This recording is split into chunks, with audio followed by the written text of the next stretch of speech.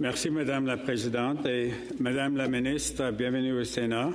Tout d'abord, félicitations pour votre accord avec Google que vous avez annoncé concernant le projet de loi C-18. C'est un développement très important.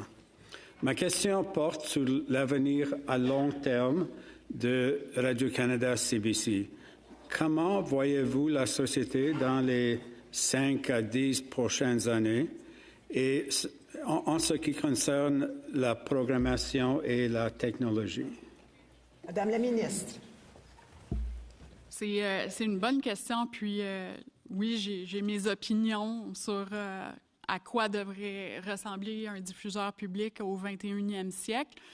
Mais c'est une question qui doit être aussi débattue parmi la population.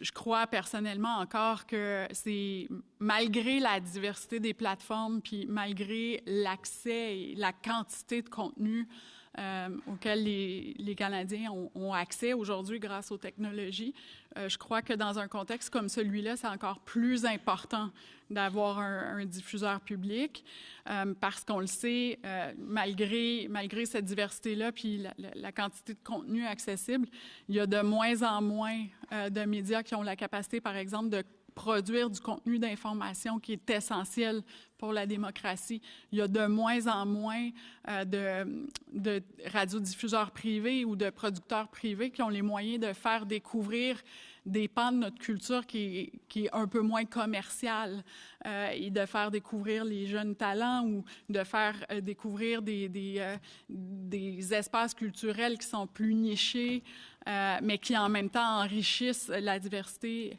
au pays. Et dans ce contexte-là, je crois qu'il faut renforcer notre diffuseur public puis assurer sa pérennité et sa viabilité à long terme pour qu'il puisse continuer de jouer ce rôle-là qui est très particulier pour les diffuseurs publics. Sénateur Cardozo. Merci. Madame la ministre, dans notre monde présent où il y a beaucoup de changements globaux, beaucoup de changements ici, beaucoup de changements dans les médias, est-ce que le CBC Radio-Canada va jouer un rôle extra important dans ces jours-là, dans les années prochaines? Madame la ministre.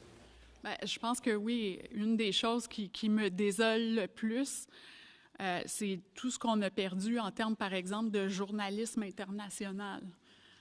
Il y a de moins en moins de médias qui ont la capacité d'envoyer des journalistes dans différentes régions du monde nous raconter ce qui se passe et nous ramener le point de vue canadien sur les différents événements à travers la planète. Et dans ce contexte-là, je pense que CBC Radio-Canada, c'est un des exemples de choses qu'ils devraient faire. On sait qu'il y a eu beaucoup de coupures au cours de la dernière décennie chez Radio-Canada, CBC International. Je pense que c'est une grande perte. Et plus que jamais, on a besoin d'avoir ces yeux canadiens-là qui expliquent à la population canadienne qu'est-ce qui se passe. Merci, Madame la ministre.